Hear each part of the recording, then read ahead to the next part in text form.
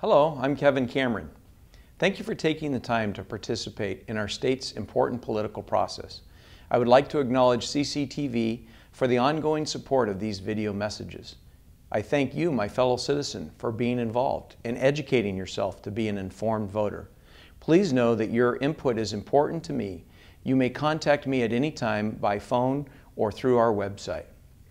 As we record this video in September of 2010, our state is faced with many difficult challenges. Let's look at some of our current challenges. Sustained high unemployment at 10.6%.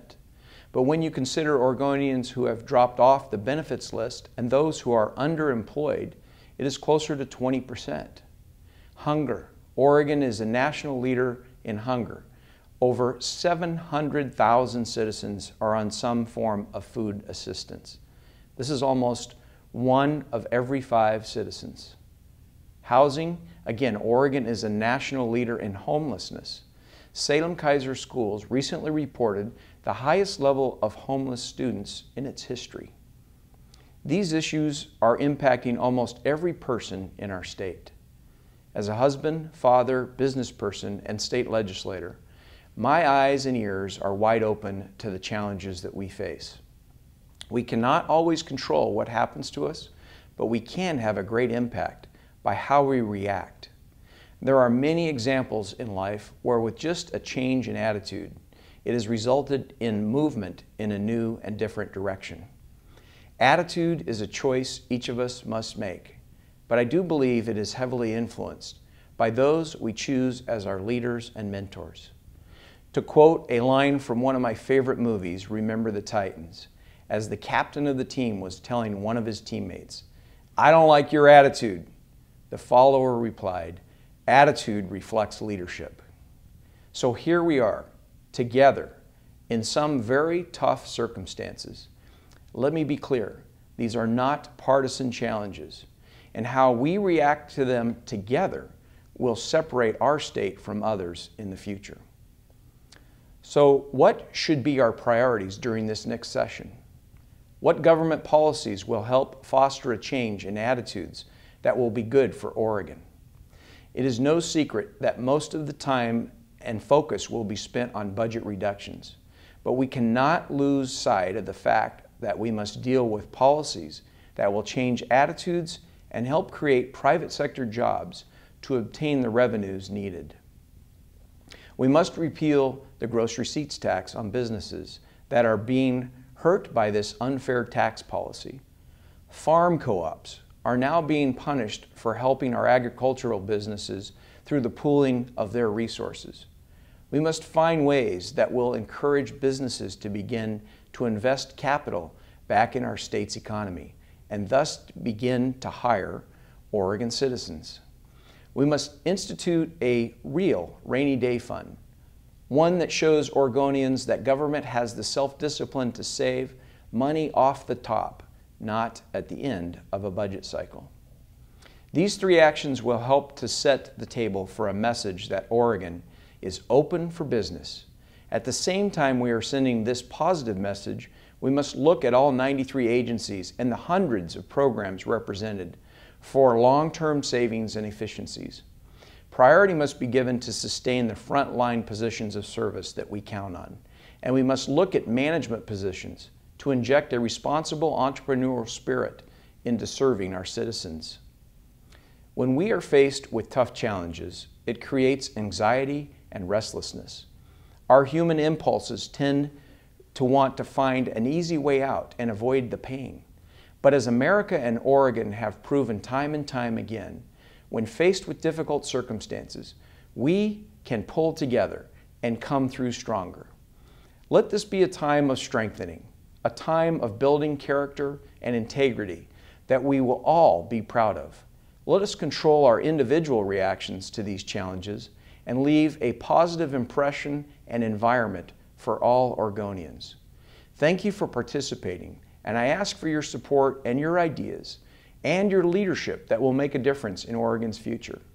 Please remember that I need to hear from you. You may contact me at any time on the phone or through our website. Blessings to all Oregonians. Hello, my name's Claudia Kyle, and I'm a candidate for House District 19. I'm a proud native Oregonian. I come from a pioneer family that settled here in 1854, and I feel fortunate to have been born and raised here. I grew up with a keen sense of opportunity and possibilities, and I got a great education in Oregon's public schools. But the Oregon we live in now is not the Oregon I grew up in. We face an array of challenges that require our serious attention. The next legislature will be making important decisions that will affect all aspects of our lives as Oregonians.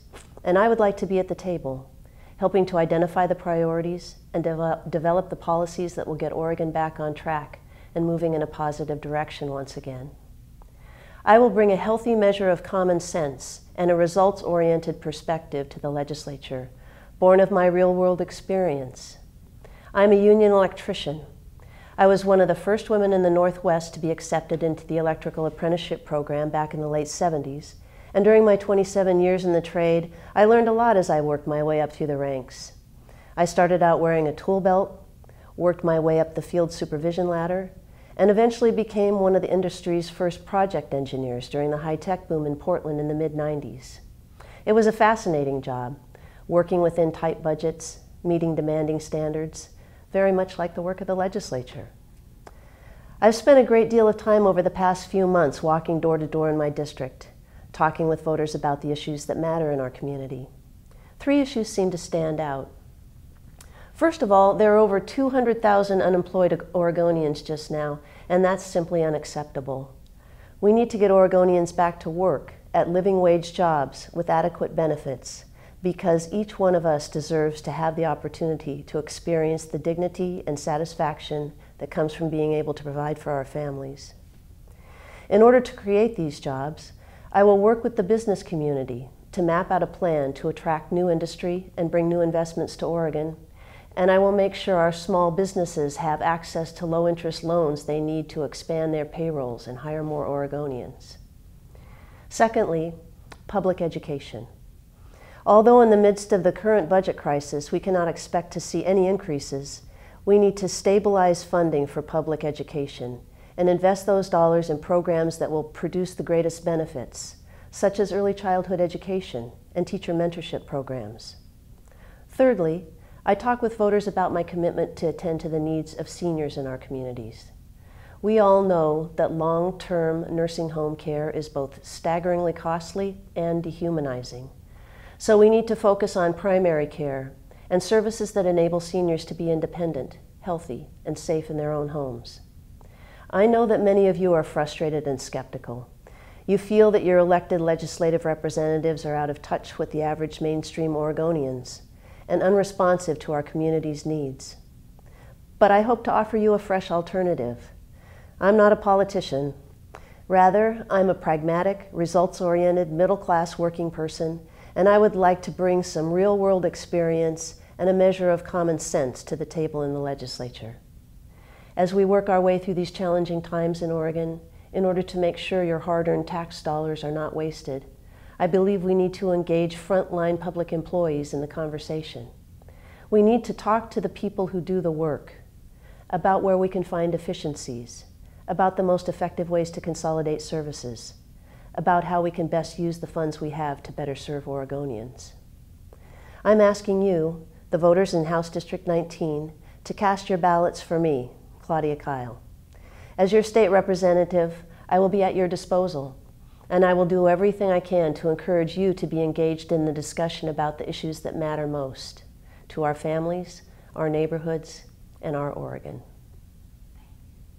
Thank you.